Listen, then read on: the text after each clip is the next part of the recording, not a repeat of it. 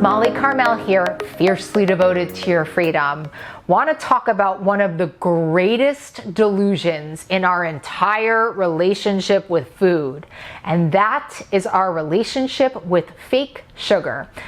You know, and I write this in Breaking Up with Sugar, but I believe that fake sugar may be one of the devil's greatest coups. And here's why. Somehow, the fake sugar industry has led us to believe that fake sugar is somehow good for us. And you know who's helped that? Diet culture. Because if for some reason you can wrap your head around this lie that fake sugar is good for you, the number one reason you feel that way is likely because of the 0 calorie of it all. And that 0 calorie comes at a huge cost. I mean, if somebody had a gun to my head, they would have to have a gun to my head for me to answer this question. And they said to me, Molly, which one is better for me? Fake sugar or real sugar? You know what I would say? I would say real sugar. That's how absolutely awful I am certain that fake sugar is for you. And there are 2 reasons I think this. The first reason is that fake sugar messes with your taste buds in ways that you can't even understand. Like Splenda is 600 times as sweet as sugar. So if we're trying to get our taste buds regulated and love foods that love us back, like apples, like oranges, like natural sweetened things, it's almost impossible if we're starting our morning with a Splenda in our coffee, like, wah! And I know what you're saying. Oh, Molly, I'm not into Splenda. I'm not into Sweet and Low. I'm into stevia. It's natural. Stevia is 30 times up to 300 times as sweet as sugar. You can't beat the system, my love. And getting your taste buds regulated is such an important thing.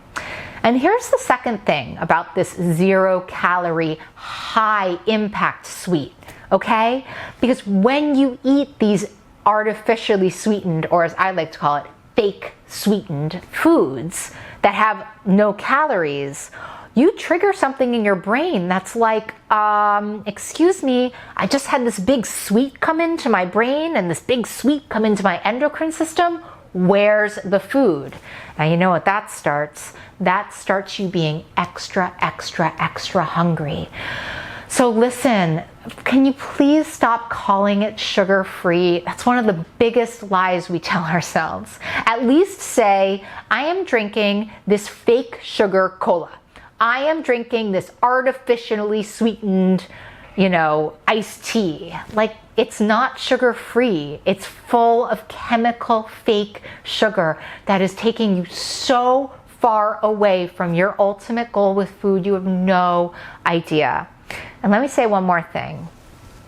What if this was the thing that worked? Because the truth is that my clients that are brave enough to give up fake sugar, like one and done, like not even a little bit, like cold turkey, real deal, they report that their cravings for sugar go away almost completely. By the way, I'm one of them. I used to put 2 Splendas in my little yogurt every day. And when I gave up artificial sweetener, it was like going from seeing black and white to seeing color. The freedom is incredible. So if you're really craving sugar and you don't know why, I might have just told you the best, worst news that you've ever heard today. So sorry, not sorry. What do you think about artificial sweeteners? I'm dying to know. This is actually a conversation I love to have. I mean, I am ready to go head to head with you. Remember, I'm fiercely devoted to your freedom. I'll fiercely go to the bat for this fake sugar issue. Promise you that. The only way I know what you're thinking is if you leave me a comment below. Dying to hear about this one. And also, I think this is a really important topic. So if you're down for it, can you like it? Maybe even share this thing with a friend. And if you're liking the content, subscribe. Come into the Molly Carmel family. I'd love to have you. And then you'll be the first to know what's going on here. But in any case, know that I'm here, fiercely devoted to your freedom and rooting for you always.